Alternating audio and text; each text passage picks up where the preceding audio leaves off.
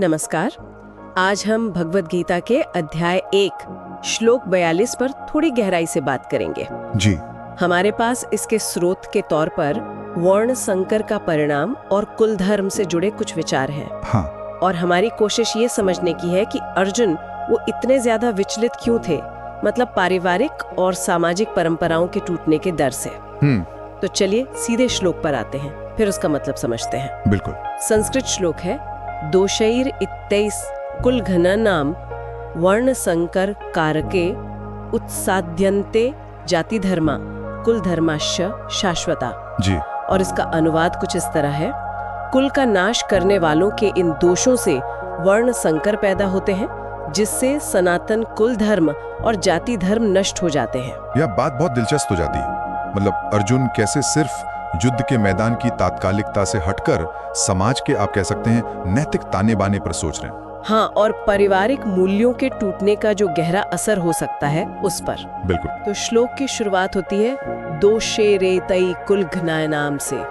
यहाँ दोष मतलब किस तरह के दोष, और ये कुलघ्ना नाम कौन लोग हैं? कुल का नाश करने वाले। हाँ, देखिए यहाँ दोष का मतलब है वो बुरे कर्म या कह ले नैतिक गलतियां जो पारिवारिक परंपराओं को, उसूलों को तोड़ती हैं। अच्छा। और कुलघ्ना नाम ये वो लोग हैं जिनके कर्मों से न सिर्फ उनका अपना परिवार बल्कि एक तरह से पूरे समाज की जो बुनियाद है वो कमजोर होती है। तो ये इशारा उन लोगों की तरफ है जो अपने कर्तव्य भूल जाते हैं। बिल्कुल, जो अपने धर्म से, अपने कर्तव्यों से मुंह मोड़ लेते हैं। और फिर आता है वर्ण संकर कारक है। तो क्या इसका मतलब ये है कि इन दोषों का, इन गलतियों का सीधा नतीजा वर्ण संकर है?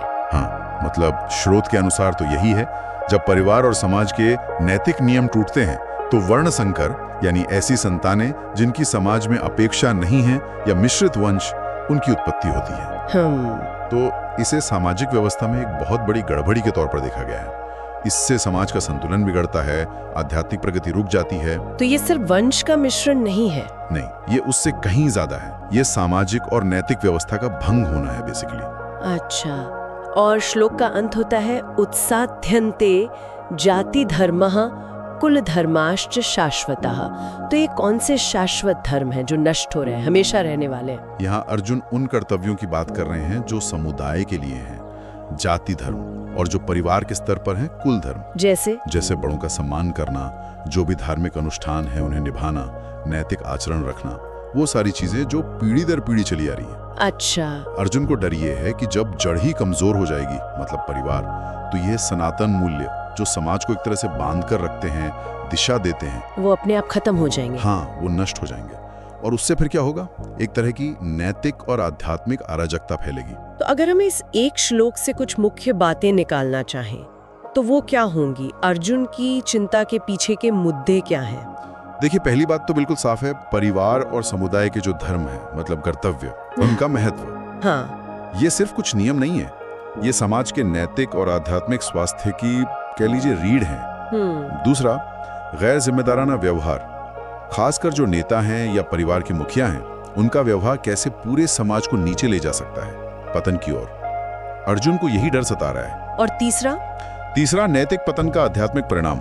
बात सिर्फ सामाजिक उथल पुथल तक सीमित नहीं है, व्यक्ति अपने जीवन के असली लक्ष्य से, मतलब आध्यात्मिक उन्नति से या कह लें ईश्वर से जुड़ाव से भटक जाता है। इसमें एक दार्शनिक गहराई भी है ना? ये सिर्फ समाज के नियम तोड़ने जैसी बात नहीं लग रही। बिल्कुल बिल्कुल, ये सनातन धर्म का जो मूल विचार है उसको छूता है। वो शाश्वत नैतिक सिद्धांत जो व्यक्ति को भी और समाज को भी धारण करते हैं, बनाए रखते हैं। और परिवार की भूमिका पे भी जोर है। बहुत ज्यादा।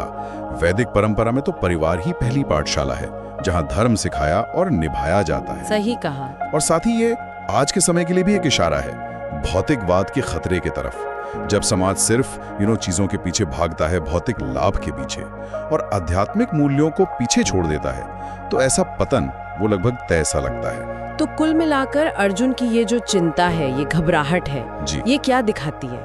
ये उस गहरे नैतिक और आध्यात्मिक संकट को दिखाती है जो गैर जिम्मेदार फैसलों से और पारिवारिक मूल्यों के टूटने से पैदा हो सकता है। ये श्लोक हमें याद दिलाता है कि परिवार और समाज दोनों स्तर पर धर्म को बनाए रखना कितना जरूरी है। और ये चेतावनी भी देता है कि सिर्फ तात्कालिक लाभ के लिए अगर हम शाश्वत सिद्धांतों को नजरअंदाज करते हैं तो उसके परिणाम बहुत गंभीर हो सकते हैं और दूर तक जा सकते हैं। अर्जुन की हिचकिचाहट सिर्फ अपनों को खोने का डर नहीं है, नहीं, ये उन मूल्यों के टूटने का, उस आध्यात्मिक खालीपन का डर भी है। बिल्कुल। और यहाँ एक सवाल शायद सोचने के लिए रह जाता है हाँ, कि आज का जो समाज है वो इतनी तेजी से बदल रहा है, परिवार की परिभाषा बदल रही है, परंपरा के मायने बदल रहे हैं। हाँ, ये तो है। तो ऐसे में अर्जुन की ये जो चिंताएं हैं और कुल धर्म या जाति धर्म जैसे जो विचार हैं, वो आज कितने प्रासंगिक हैं या उनकी व्याख्या कैसी की जानी चाहिए? ये वाकई एक गहरा सवाल है। हाँ, इस पर मनन किया जा सकता है।